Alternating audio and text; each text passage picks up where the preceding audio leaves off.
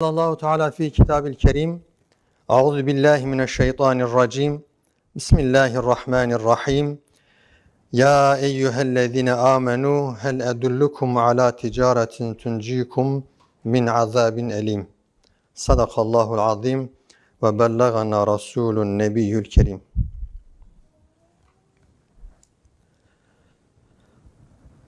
Alemlerin Rabbine hamdolsun. Peygamberimiz Hazreti Muhammed Mustafa'ya, ehli beytine ve ashabına selat ve selam olsun. Amellerimizin şerlerinden ve işlerimizin kötülüklerinden sana sığınırız Allah'ım. Allah bir kimseyi hidayete erdirirse hiç kimse onu yolundan saptıramaz. Allah herhangi birisinde delalette bırakırsa kimse onu hidayete erdiremez. Ey Allah'ın kulları! Allah'a karşı gelmekten sakının, ona itaat edin. Şüphesiz ki Allah işlerini ve görevlerini hakkıyla yerine getirenleri sever. Bu meal Arapça okudum. Hutbenin metninin mealiydi. Bazı arkadaşlar artık vazgeçin bu Arapçadan mealini de söyleyin hocam falan diye. Okudum Arapça metninin mealiydi bu. Değerli dostlar, aslında hutbemin konusu Allah'ın öğrettiği ticaret olacaktı. Ama çok konuşmuş olmamıza rağmen, zaman zaman çok dile getirmemize rağmen, zaman zaman sizin de çok dinlediğinize rağmen bir kelime biraz daha dikkatimi çekti. Yeniden dikkatimi çekti. Onun için biraz o kelime üzerinde duracağım. Belki Allah'ın öğrettiği o ticarete bir başlangıç olan bu kısım ileriki hutbelerde inşallah devamını getiririz. Hatırlarsanız bir hutbemde Kur'an-ı Kerim'de 88 ayet-i kerimede Ya eyyühellezine amenu ifadesi geçiyordu. Ey iman edenler, Abdullah Aziz Hocam iyi bir meal veriyor. Ey inanıp güvenenler. Evet, iman güvendi. Peki güven nedir? Güvenin hayatımıza yansıması nasıl olmadı? Güvenli bir toplum ile güvensiz bir toplum arasındaki farklar ya da güvenli kişi ile güvensiz kişinin artı eksileri nelerdir? Hayatımızda yansımaları nelerdir? Bir objektifle oraya bakalım ve hutbemizi bitirelim inşallah. Onun için hutbemin başlığını güven ahlakı koydum. Biz ahlak deyince hep başka anlıyorduk ya. Halbuki ticaretin ahlakı var, edebin ahlakı var, kültürün ahlakı var, tarihin ahlakı var. İnsan arası ilişkilerde olmazsa olmaz olan güvenin bir ahlakı var. Peki nedir ahlak? Bir mealine, manasına bakalım.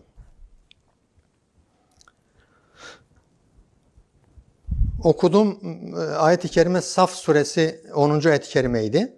Onu da kısaca mealini söyleyip sonra geçeyim. Ey iman edenler, size can yakıcı bir azaptan kurtaracak kazançlı bir ticaretin yolunu göstereyim mi diye başlıyor ayet ve o kazancın ne olduğunu devamdaki 11 ve 12. ayetlerde açıklıyor. İnşallah bir dahaki hutbemizde onu dile getiririz. Güven, korku, çekinme ve kuşku duymadan, bak, korku, çekinme ve kuşku duymadan inanma ve bağlanma duygusudur güven. Bunun bir de bir felsefi semantik açıklaması var. Ona da kısaca değineyim. Hiçlikten ve boşluktan doğrulmak ve çıkabilmek için insan varlığının içinde gizli olan çok önemli bir güçtür güven. Onun için güven bilgi ile elde edilmez. Çünkü güven duygunun konusudur. Bazen çok bilgili insanlar görürsünüz. Çok yüksek yerlerde mertebelerde görev aldıklarını görürsünüz. Ama güvensizdirler. Ama toplumun malına kıyıyorlar. Beytülmali hiçe sayıyorlar. Güvensizdirler yani. Ama nice bilgisiz diye bildiğimiz bir çöpçümüz çöpte bulduğu şu kadar milyon lirayı götürüp sahibine teslim edebiliyor. Eğer güven bilgiyle alakalı olsaydı bütün bilgili olanlar güvenli olurlardı. Diğerleri güvensiz olurdu. Öyle demiyor. Kur'an da öyle demiyor. Kur'an'ın en çok kınadığı bilgili diye geçen ama gerçekten de bilgili. Fakat bilgisini yanlış yerde kullanan din adamlarınadır. Kur'an'ın ihtarı ve ikazı. Onlar güvensiz diyor. Halktan zulümle elde ettikleri paraları, topladıkları paralar yarın kıyamet gününde ateş olup onların canını yakacaktır diyor ayet-i kerime. Onun için güven bilginin konusu değil, duygunun konusudur. Ve güven sadece insana ait de değil, hayvanlara da aittir. Aslında evcilleştirmek, hayvanlara güven vermektir. Siz güven verdiğiniz ölçüde o size yaklaşır. Güvenmediği zaman hayvan da size yaklaşmıyor.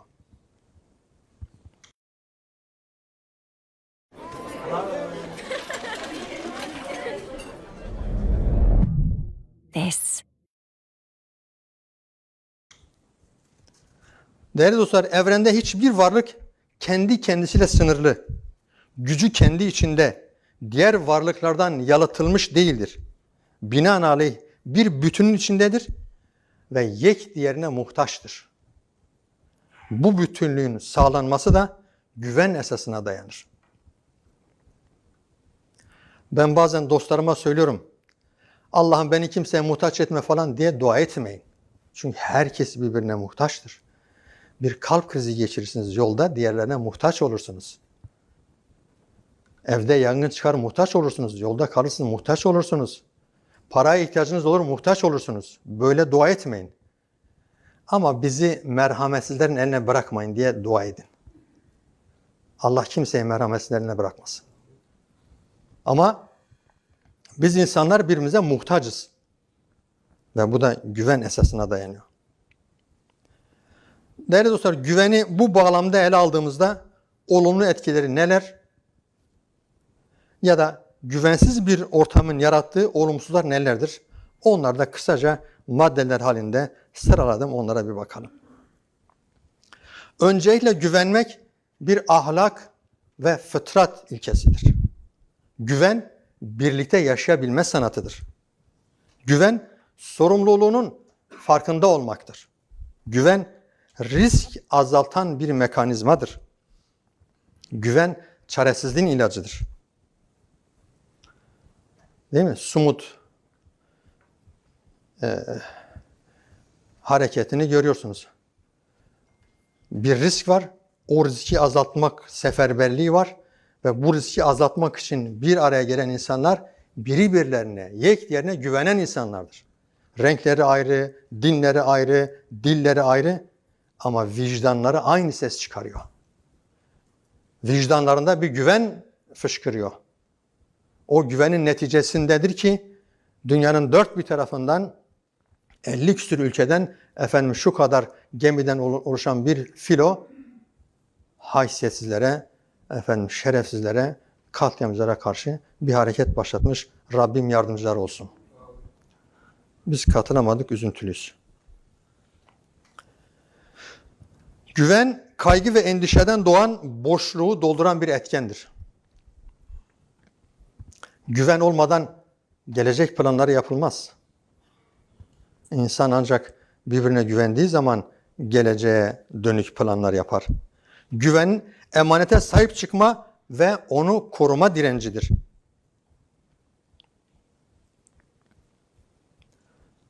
Bir de güvensiz bir ortamın yarattığı olumsuzlara bakalım.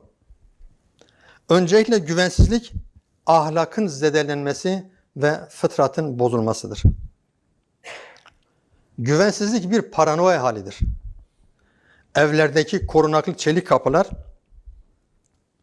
pencerelerdeki demir parmaklıklar, bankalardaki kiralık kasalar, hatta koruma ordusuyla gezmeler bu paranoya halinin neticesidir. Gerçek bir güven olunca bunlar olur mu? Yani gerçek iman olunca. Gerçek iman, gerçek güven demektir. O olmayınca bunlar oluyor. Güvenin yok olması akabinde kırılmayı, bozulmayı ve dağılmayı getirir. Önce birbirlerine güvenip bir araya gelen, değil mi? Siyasi oluşumlar, birliktelikler, iş ortaklıkları, hatta aile ocağı. Güven kaybolduğu zaman yıkılmaya yüz tutuyor. Bir de güven münafıklığı diye bir şey var. Buna güvenilme münafıklığı da denir. İnsanları iyi niyetlerinden ve zaaflarından, insanların iyi niyetlerinden ve zaaflarından faydalanmak için önce güven verirler. 1 yıl, 2 yıl, 3 yıl, 5 yıl, 10 yıl, 20 yıl, hatta daha fazla. Ama sonra öyle bir yerde vururlar ki, işte duyuyorsunuz, kapalı çarşıda, efendim şu kadar insanın altını emanet ettiği insan kayıplara karıştı. İyi bir insan diye 20 yıldır birlikteydik. Geçen bizim mahallede doldu. Efendim burada 20 yıllık kuyumcuydu. Garip kurebanın altınlarını aldı gitti. Yani garip kureba da aslında güven bir riski de beraberinde getirir. Karşı tarafın güveni, yani imanı sağlam olmayınca senin güvenin de yetmiyor. Demek ki güven karşılıklı olmalı. Karşılıksız güven olunca ortam böyle defakto bir hale dönüşüyor. Allah Resulü Aleyhisselatü Vesselam da mümin diğerinin elinden ve dilinden emin olduğu kimsedir buyuruyor. Yapacağı fenalıklardan eğer komşusu güven içinde değilse o kimsenin cennete girmesi sıkıntılı. Güvenle ilgili birkaç önemli sözü de aktarayım. Gerçekten çok özlü sözler, bizi kendimize getirecek olan sözler, güvenin ne kadar önemli olduğunu anlatan sözler. Güvenmek aslında sarılmak gibi bir ihtiyaçtır. Borçlu insanlar bunu çok iyi bilirler. Güvenilmek, sevilmekten daha önce gelir. Güven verip yarı yolda bıraktığın insanın gönül sadakasını 2 cihanda da ödeyemezsin. Eğer birini kandırmayı başardıysan onun aptal olduğunu sanma. Çünkü sana çok fazla güvenmiştir. Güven ruh gibidir. Terk ettiği bedene asla geri dönmez. Rabbim bizi inancı doğrultusunda güven veren, güvenen, güvenilen Müslümandan eylesin. Güvenli bir aile, güvenli bir toplum, güvenli bir dünyanın oluşmasına Rabbim bir kapı aralasın ve bizi buna vesile kılsın inşallah.